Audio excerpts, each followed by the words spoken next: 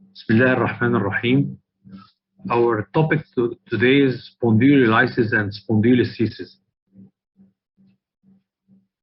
Spondylolysis is defined as a defect in the pars interarticularis, whereas spondylolisthesis means slippage of the vertebra in the relation of the adjacent one. Spondylolisthesis can occur as a complication of spondylolysis, or let's say as a sequel of spondylolysis, due to the loss of posterior stabilizing factors. It is then referred to isthmic spondylolisthesis and should not be confused with other forms of spondylolisthesis, such as the degenerative one. The famous classification by Wilson, Newman, and McNabb classifies spondylolisthesis into 5 types. One is plastic, second isthmic, which is our topic today. The isthmus might be broken, elongated, and with an acute fracture of the pars. The third type is a degenerative type. The fourth type is a traumatic, where the fractures can occur anywhere except in the pars. And of course, we have the pathological type. The Spinal Deformity Study Group had a classification for spondylolisthesis into 6 types. These types depend on the degree of slip and its affection of the sagittal balance of the patient.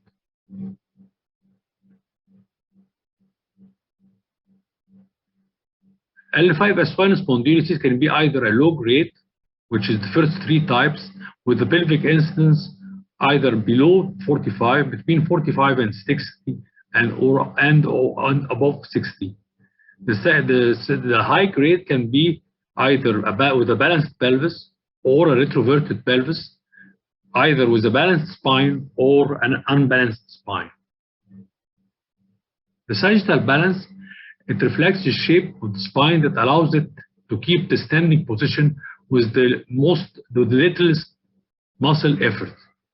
Pelvic incidence equals the pelvic tilt and plus the sacral slope. And of course, we have the lumbar lordosis. These are the 4 important parameters in the sagittal balance. The pelvic incidence corresponds to the angle between the perpendicular to the upper S1 level passing through its center and the line connecting this point to the axis of the femoral head.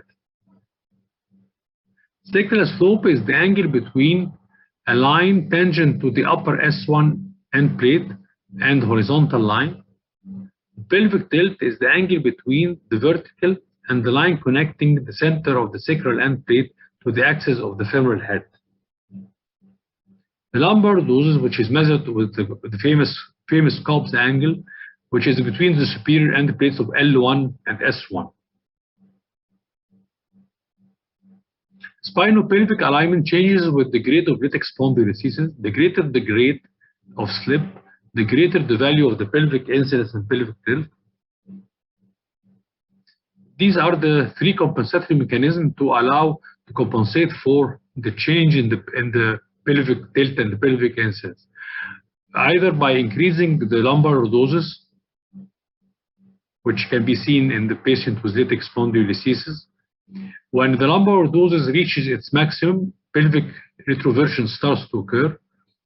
And the third mechanism is by increasing the hip extension, so it allows to compensate for the sagittal balance. Management of spondylolisthesis. We have to first diagnose it. Diagnosis starts by the clinical picture. It can be either asymptomatic or with pain. Pain can be either a back pain or a leg pain or both. The different signs are spasm, muscle spasm, tenderness, palpable step-off, which in cases of lytic spondylolisthesis will be between the level at a level up higher than the level of the slip, and of course the abnormal gait, which may result from the hamstring tightness. Radiological finding by plain X-ray, we have the inverted Napoleon's hat sign.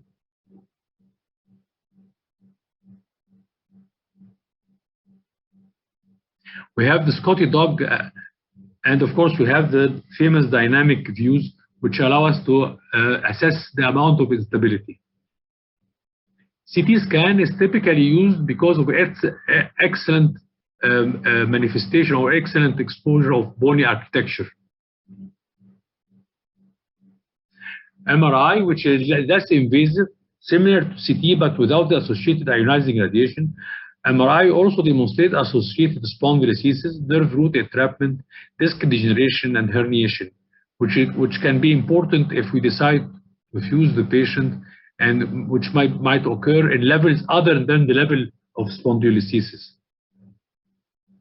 The wide canal sign, we have the canal at the level of the spaced body, which is wider than usual because the posterior elements are left behind.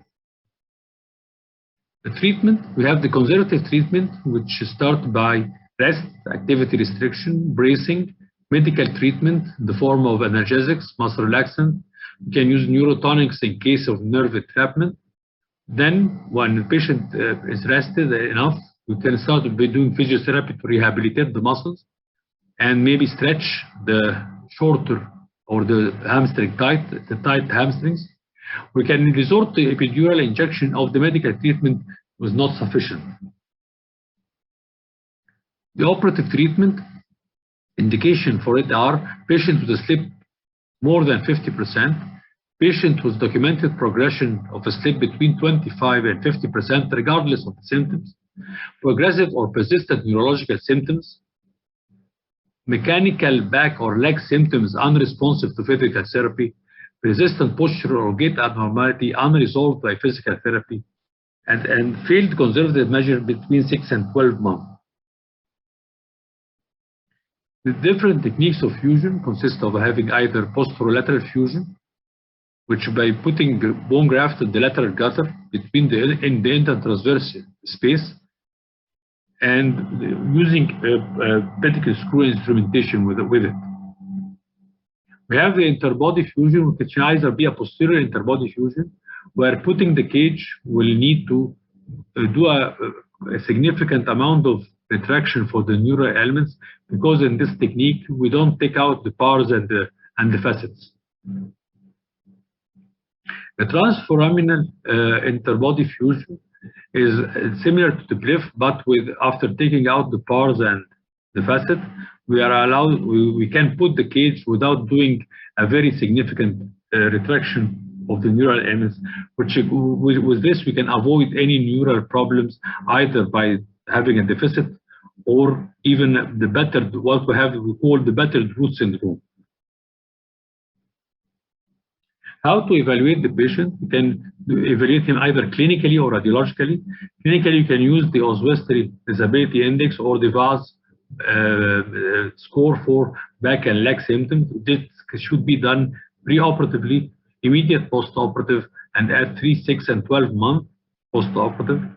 The radiological outcome, we have to assess the pelvic parameters, which are the 4 important ones. The preoperative, it can be done also preoperatively, immediate postoperative, and at 12 months. And also you have to assess the fusion at 6 and 12 months postoperative. The Oswestry Disability Index, this is a questionnaire designed to assess how much back pain affects the patient's ability to function in everyday life. 10 sections are included, each assigned a score from 0 to 5 points, and the final sum is calculated with a maximum score of 50.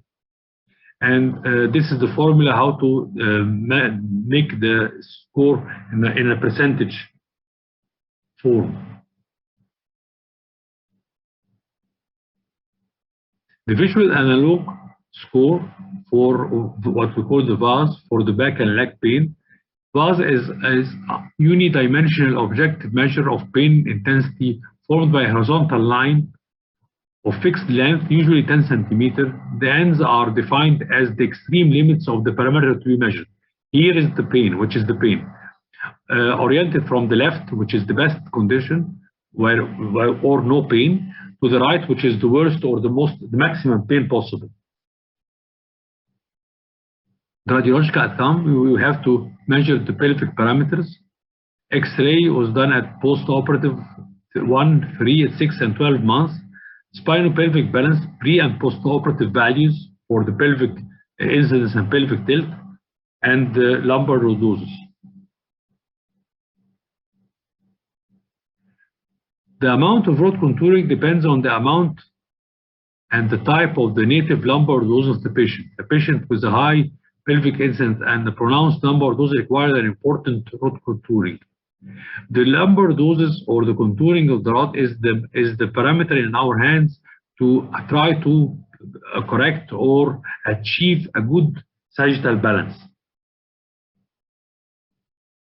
Hyperorthotic lumbosacral fusion with hyperextension of the segment above the instrumentation lead to failure to restore a good sagittal balance, lead to chronic back pain and early degenerative changes at the adjacent level. So one of the important things for the adjacent level stability or protection is to achieve a good sagittal balance or proper sagittal balance. How to assess the fusion? Here we have the Brankton and Steffi classification for fusion, which is classifies the fusion into 5 grades radiographically, either by having from 1 to where there is an obvious pseudoarthrosis to 5 where there is an obvious radiographic fusion. Thank you.